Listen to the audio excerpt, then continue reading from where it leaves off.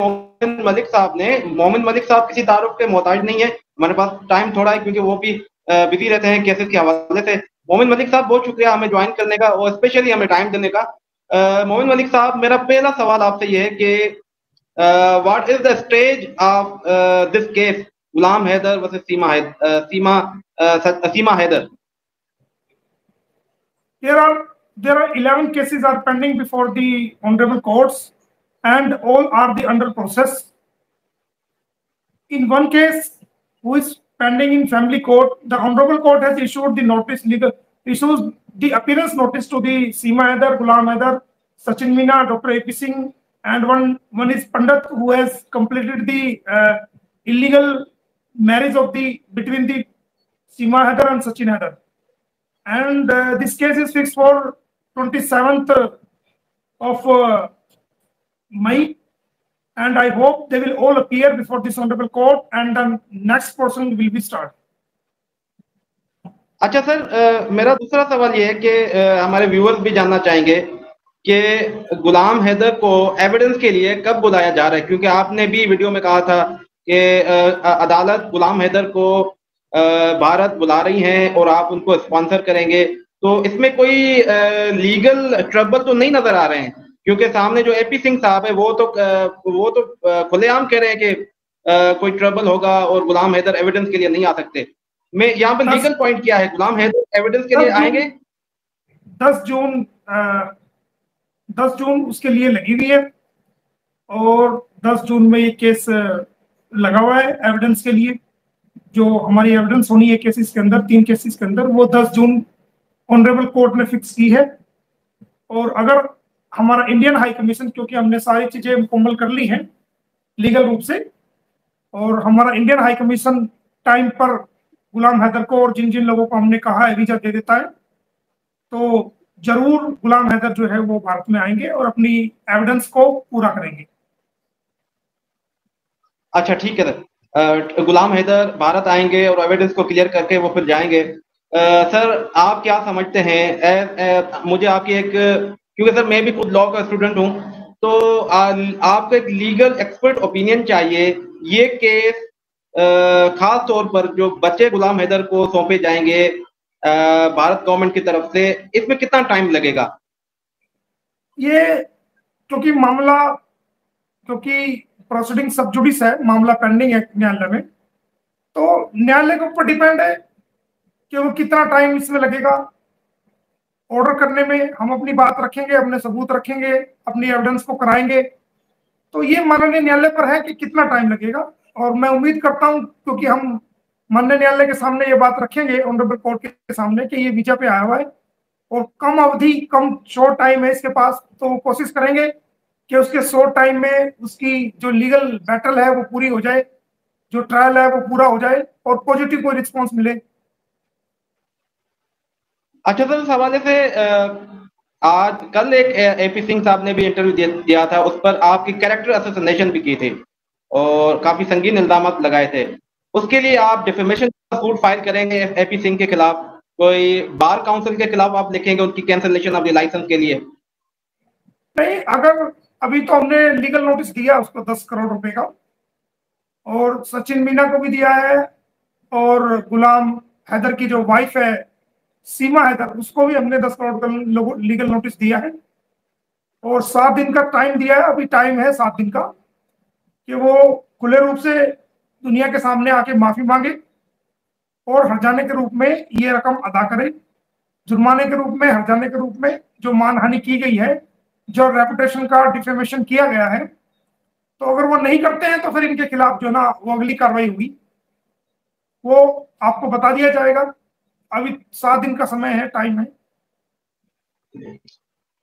Sir मेरा यहाँ पर दूसरा सवाल ये है कि क्या इस पूरे मामले में गुलाम हैदर भी आपसे राब्ते में है, आप उनसे राब्ते में हैं, कोई लीगल रिक्वायरमेंट्स पूरी करनी हो कोई इस हवाले से? गुलाम हैदर तो टच में है मेरे, तभी तो सारी कानूनी कार्रवाई चल रही है।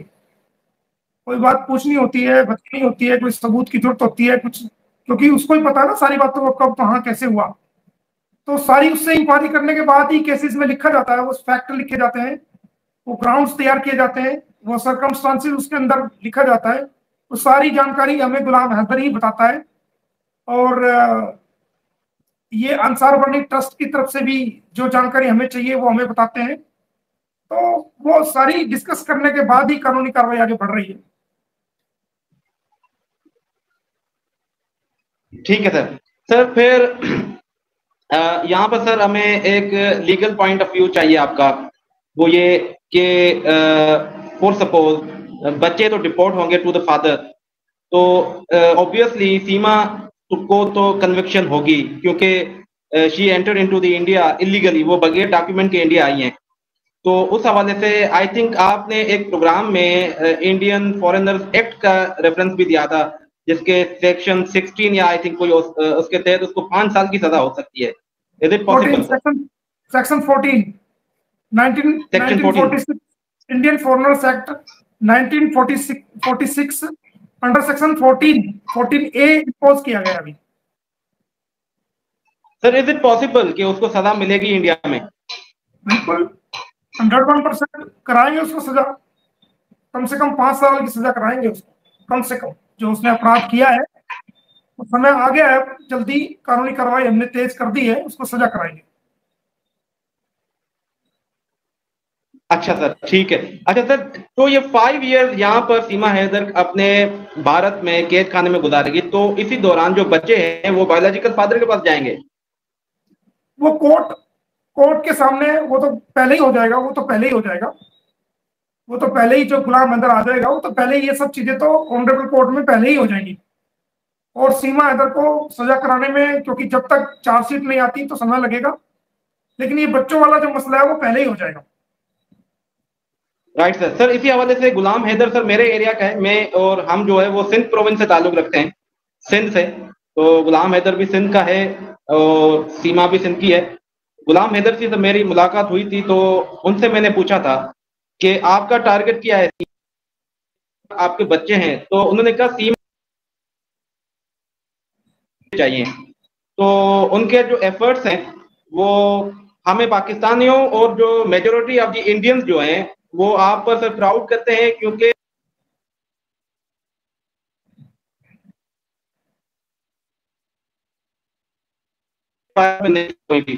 यहाँ पर रोशन अली अजीम एडवोकेट थे, उनको वीजा प्रॉब्लम थी।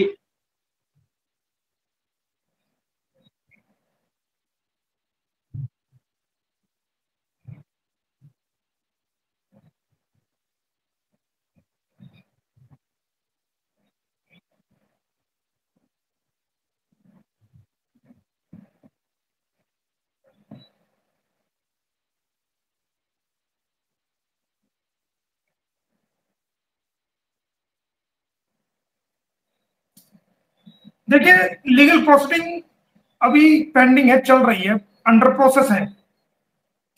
तो कई चीजें ऐसी होती हैं कि जो मैं जनरली प्लेटफॉर्म पे उनको उनके बारे में बताना ठीक नहीं होगा। और उस पर कार्रवाई चल रही है, जैसे ही वो कार्रवाई पे अमल होगा, पॉजिटिव ऑर्डर पास होगा, तो मैं आप सबको बताऊंगा। लेकिन इतना बताना चाहता हूं कि चारों तरफ से इनको हमने कानूनी रूप से घेर लिया है और इनको कानूनी रूप से बच निकलने का कोई रास्ता नहीं है। इनके जहन हैंग हो गए हैं और इन पर बहुत जल्दी कार्रवाई होगी और ये लोग जेल में जाएंगे। जी जी सर, सॉरी सर, इंटरप्शन हो गई थी। जी सर, आप बात कर रहे थे। चारों तरफ से कानूनी रूप से घेर लिया इनको हमने। कोई इनका कानून किसी प्रकार का कोई रास्ता ऐसा नहीं बचा है कि ये अपने आप को लीगल सेव कर पाए। और उससे ये लोग हड़बड़ा गए हैं, इधर उधर की बातें कर रहे हैं, इनके जहन हैंग हो गए हैं और ये लोगों को गुमराह कर रहे हैं, मकसद से भटकाने की कोशिश कर रहे हैं और गलत किस्म के आरोप लगा रहे हैं, जिनका हमने लीगल नोटिस के रूप में इनकी कार्रवाई की है और आगे भी कार्रवाई करेंगे। Thank you so much sir, आपने हमें टाइम दिया। और सर आप अपना ख्याल भी करें, क्योंकि आपके ऊपर भी एक कैरेक्टर असोसिएशन शुरू हो गई है। हम देख रहे हैं आए दिन प्रोग्राम में, खासतौर पर एपी सिंह कोई प्रोग्राम करता है, आप पर एक संगीन किस्म के इल्जाम लगाता है। और एज एन एडवोकेट मैं इसकी कोई अहमियत नहीं है। मेरे भारत के लोग जानते हैं इसके बारे में, मेरे भारत के लोग मेरे बारे में भी जानते हैं। हमारे देश की माएँ, बहन, बेटियां, नौजवान, बुजुर्ग, सब लोग मेरे बारे में जानते हैं। और इसके बारे में जानते हैं। ये कुछ भी कह देगा तो इसको कोई सब हल्के में ले रहे हैं, इसका कोई महत्व नहीं है, कोई औचित्य नहीं है, कोई इंपॉर्टेंस नहीं दे रहा इसको। तो हमने कानूनी कार्रवाई की है तो इसको सजा मिलेगी इस बात की। इसको हम कानूनी रूप से बख्शेंगे नहीं, इसको कानूनी रूप से सजा दिलाएंगे इंशाल्लाह सर, इंशाल्लाह। सर बहुत शुक्रिया, आपने हमें टाइम दिया, और सर नेक्स्ट टाइम हम आपको रहमत देंगे। बहुत शुक्रिया सर।